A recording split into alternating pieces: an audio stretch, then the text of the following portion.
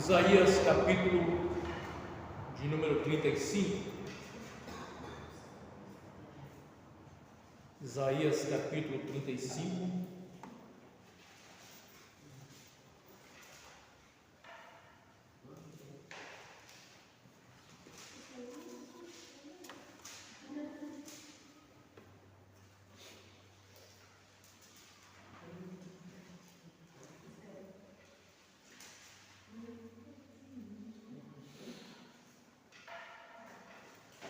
Isaías 35.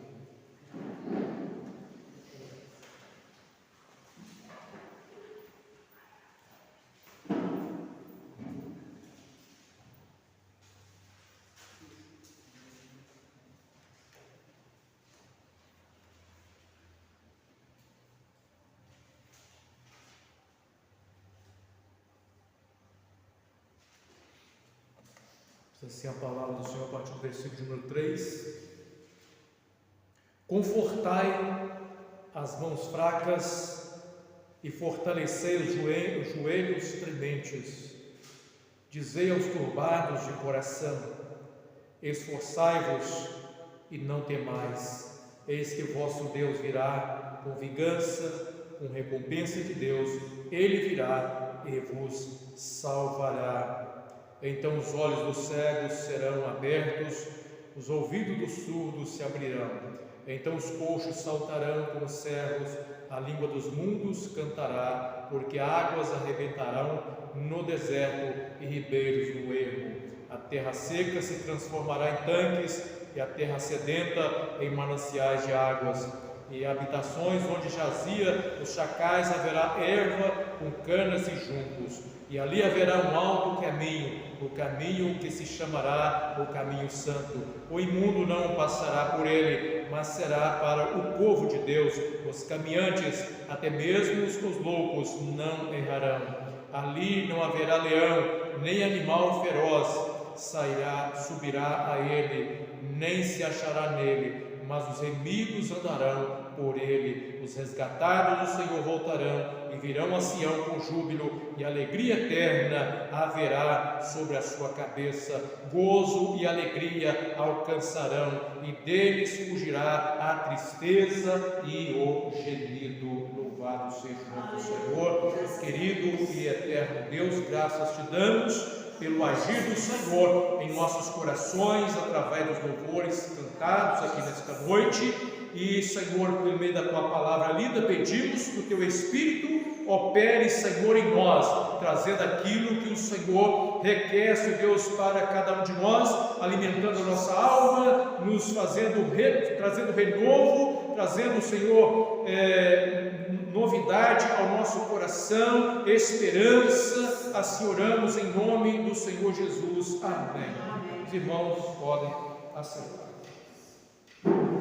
Meus irmãos, nós estamos diante da palavra do Senhor, que é uma palavra profética que o Senhor concedeu ao seu profeta Isaías, falando da grandeza e da glória do reino do Messias. A palavra está relacionada a um momento ainda futuro. Embora Cristo tenha vindo, tenha já manifestado como Messias, tenha feito os milagres acontecer para testemunhar que Ele é o Messias, abrindo os olhos dos cegos, curando os coxos, fazendo os mudos falarem, cumprindo os sinais proféticos a seu respeito. Ainda assim nós sabemos que a grande bênção que Deus prepara para a sua igreja ainda está em tempo futuro. Embora a presença de Deus é real conosco e a presença do seu Espírito em nós já traz ao nosso coração alento, paz, ainda nós lidamos com as adversidades dessa vida. Nós ainda lidamos com os problemas que afligem o nosso coração. Nós lidamos com os problemas que afligem o nosso coração ainda nesses dias. Mas o Senhor tem para nós uma palavra de esperança. A igreja do Senhor, ela sabe que, embora experimenta momentos de aflição nesse mundo, haverá um momento de glória no reino messiânico, o reino milenar, onde a igreja estará com o Senhor. Por isso, meus amados irmãos, enquanto nós estamos lidando com as adversidades desse mundo, nós estamos sujeitos a momentos de fraquezas. Quem pode dizer que ainda não sentiu um momento de fraqueza na sua vida?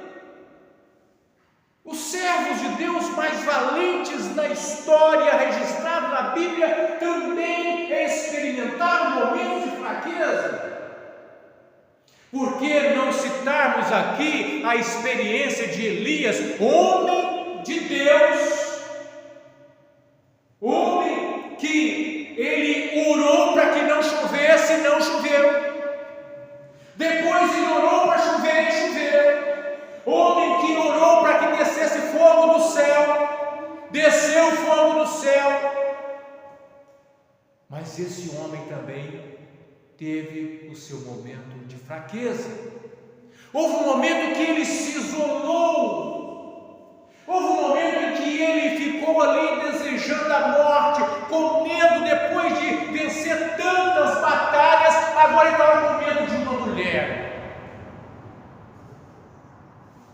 Jezabel, e agora ele está com medo. E o Senhor, que conhece o coração do seu povo, de todos, fez questão de enviar um anjo lá onde estava Elias, desanimado, pensativo no futuro, ou melhor, para ele o futuro já não existia, um futuro promissor para ele. E o Senhor mandou um anjo lá para levar conforto para ele. Aleluia. Quantas vezes nós vivemos momentos assim na nossa vida, mas o Senhor envia o anjo do Senhor aonde nós estamos muitas vezes. Às vezes esse anjo do Senhor, às vezes pode ser até mesmo o agir de Deus usando uma pessoa. Às vezes um amigo que, sem saber que Deus está usando, mas ele tem uma palavra que toca a nossa necessidade, que toca a nossa alma. Deus não deixa o seu povo desanimar, Deus não deixa o seu povo abandonado no caminho.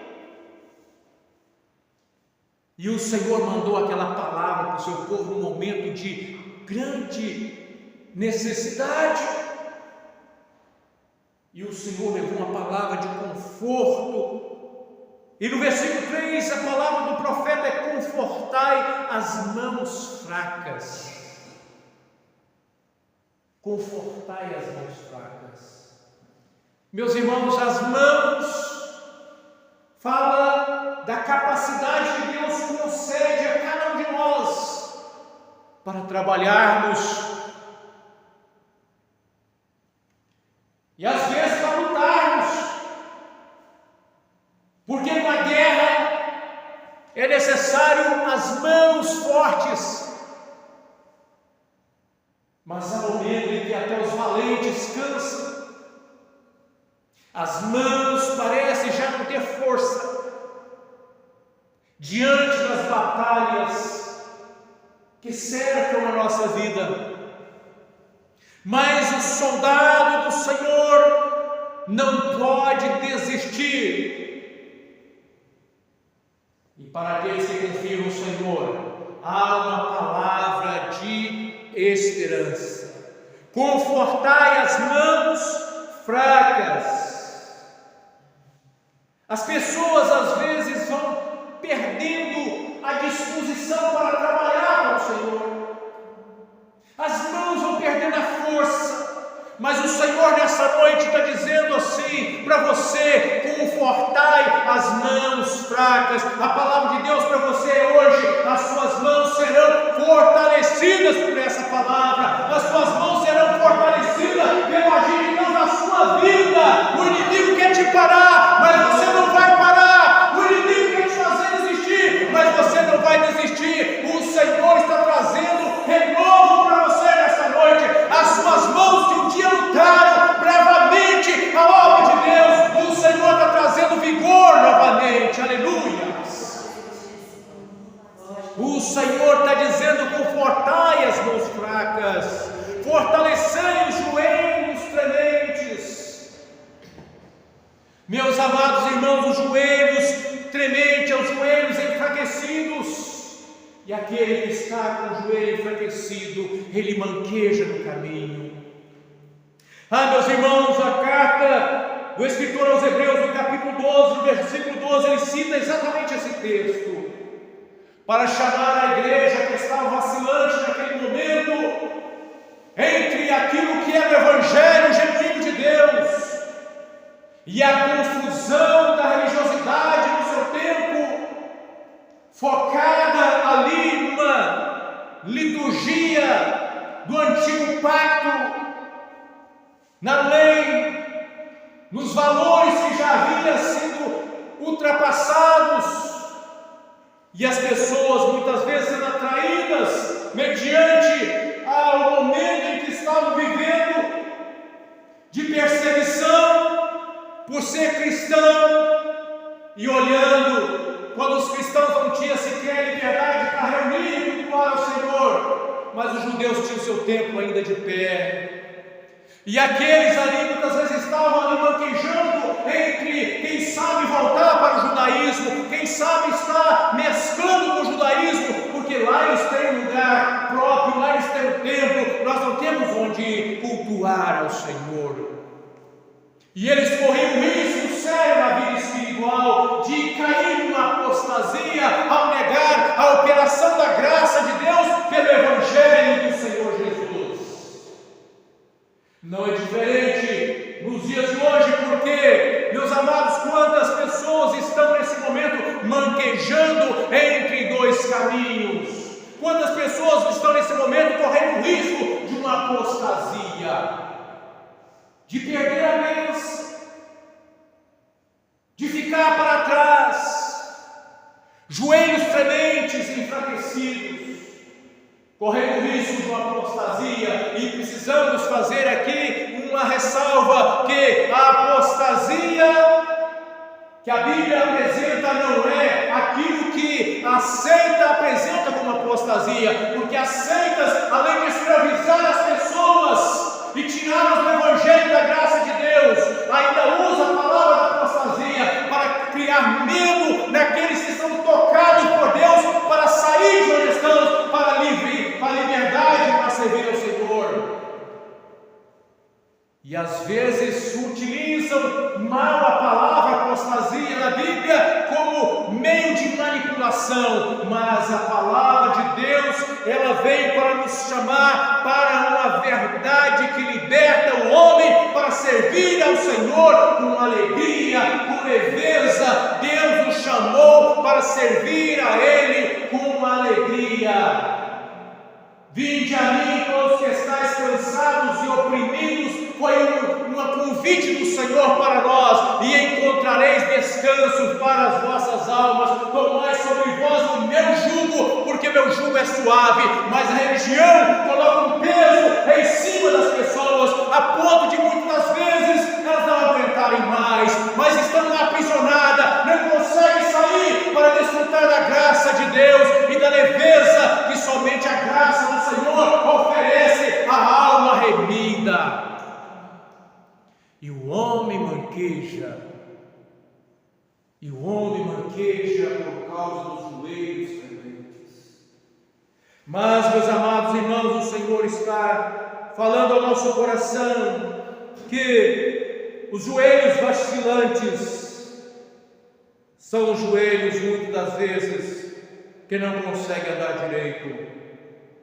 Os joelhos vacilantes apontam muitas das vezes pela dificuldade que temos de orar. Quando nós começamos a ter dificuldade de orar, significa que o nosso joelho está vacilando. E se o nosso joelho está vacilando, significa que nós estamos correndo um sério risco na vida espiritual. Mas nesta noite, por essa palavra, Deus está despertando a nossa vida, e Deus vai nos dar força para colocar de joelho a nossa vida diante do altar do Senhor, diante das aflições, diante dos desafios. Meus amados irmãos, só tem uma posição que faz o crente vencer, é a posição de joelho diante da soberania de Deus. A menos que o cristão se coloque diante da soberania de Deus em joelho, reconhecendo que a vontade de Deus é soberana e que Ele tem o melhor para nós, e que tudo que nos cabe é aceitar essa vontade, nos submetermos a Ele, para que Ele governe a nossa vida. A nossa alma não terá paz, a nossa alma não terá sossego. Mas se nós nos colocarmos de joelhos diante dEle, se nós confiarmos verdadeiramente que Ele é o Senhor da nossa vida, e como tal Ele sabe o que é melhor para mim e para você, o Senhor nos dará um momento de abundante bênção na nossa trajetória espiritual. Dizei aos turbados de coração, dizei aos turbados de coração. As pessoas muitas vezes estão com o coração sofrido, entristecidos, coração doente, espiritualmente, o coração doente espiritualmente. E quando o coração espiritualmente está doente, afeta todo o corpo, afeta toda a vida. Ah, meus irmãos, do coração procede a saída da vida. Se nós precisamos de uma coisa a ser guardada, devemos guardar o nosso coração. E Deus está aqui para falar que o seu coração pertence a Ele. Você entregou o seu coração para o Senhor um dia? Então descansa nisso. O seu coração pertence ao Senhor, que Ele não te desamparará. E Ele está dizendo para você: não turbe o vosso coração, não se entristeça diante das aflições que você olha à sua volta nesse mundo, porque o Senhor está contigo. Portanto, esforçai-vos e não tenham medo. Meus irmãos, como cristãos, nós precisamos esforçar. O que quer dizer isso? Quer dizer que nós não podemos cruzar nosso braço na espera de que o Senhor venha nos carregar. Nós precisamos nos esforçar. Porque o recurso Ele dá, irmãos, para nós vencermos, para nós lutarmos, para nós servirmos ao Senhor. O recurso Ele dá. Às vezes que falta é esforço da nossa parte. E a palavra do Senhor diz assim: esforçai-vos, não tenha medo, diante da batalha, esforça-te, não tenha medo do inimigo. O Senhor, vosso Deus, virá com vingança, e com recompensa de Deus Ele virá e vos salvará. Meus amados irmãos, o mundo caminha para a destruição. Não há segredo para nós que conhecemos a palavra de Deus. O mundo caminha para a destruição. E por que o mundo caminha para a destruição? Porque o mundo fez a sua escolha. Não se submeter à soberania de Deus. Não se submeter à vontade de Deus. E pelo homem não se submeter à vontade de Deus, ele fez a sua escolha. E pela sua escolha de não servir a Deus, ele caminha para a destruição, para o juízo, para a ira de Deus no futuro. Mas há um povo que fez uma escolha diferente do mundo. Há um povo que escolheu por Deus. Há um povo que escolheu Cristo Jesus. Há um povo que escolheu o caminho estreito em detrimento do caminho largo.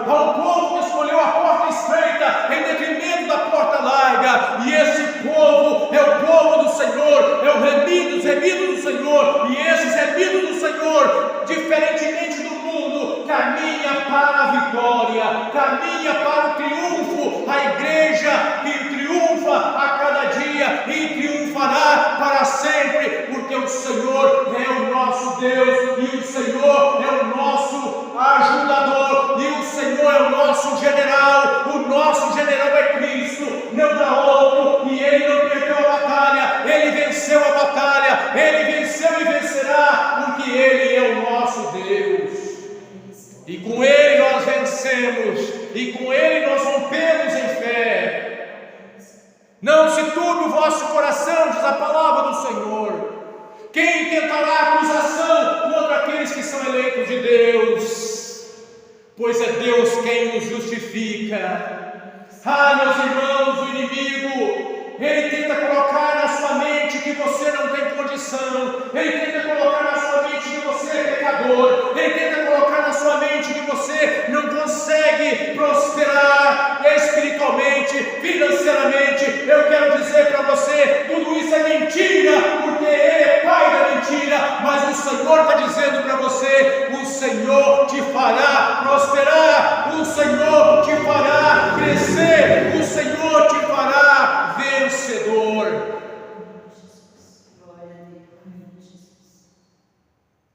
Nós não somos pecadores como o mundo, nós somos pecadores salvos pela graça de Deus, justificados pela obra de Cristo no Calvário, pelos méritos de Cristo. Nisso está a nossa diferença. A graça de Deus é a nossa garantia de que nós somos salvos hoje e seremos salvos amanhã.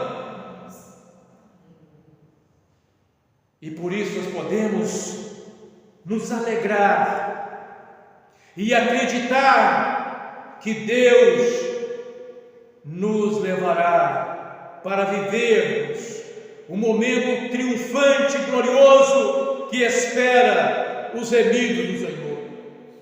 Ali haverá um alto caminho, o caminho que se chamará o caminho santo. O imundo não passará por ele, mas será para o povo de Deus. Os caminhantes, até mesmo para o povo de Deus, mas será para o povo de Deus caminhante, até mesmo os loucos não herdarão. Haverá um momento de tamanha glória de Cristo nesse mundo, no milênio, que aqueles que são imundos já terão sido destruídos com a vinda do Senhor e pelo sopro da sua boca. O anticristo que atormentará a igreja no futuro será destruído, e juntamente com ele todos os ímpios que optaram não pelo selo de Deus, mas pela marca da besta, também sofrerá o juízo juntamente na vinda de Cristo. Mas haverá um povo santo, haverá um povo redimido que entrará na glória eterna com o Senhor, naquele caminho santo. O imundo não estará presente, não haverá animal feroz, não haverá nenhum espírito imundo para nos atormentar naquele lugar, porque o Senhor nos fará triunfar no momento de glória messiânica. E a igreja precisa ter essa esperança no seu coração. Os remidos andarão por ele, os remidos andarão por eles. Meus irmãos, quando nós aceitamos o caminho que se chama Jesus, quando nós aceitamos caminhar com Cristo, nós aceitamos entrar pelo caminho estreito. E me admira muito o que acontece e que tem acontecido nesses últimos dias com muitos cristãos que um dia aceitaram a fé em Cristo, que um dia aceitaram o convite por entrar pela porta estreita e por caminhar no caminho estreito, e que hoje estão caminhando no caminho largo. Meus irmãos, o caminho santo é para os santos, e o caminho santo tem o poder de santificar aqueles que por ele caminham, aqueles que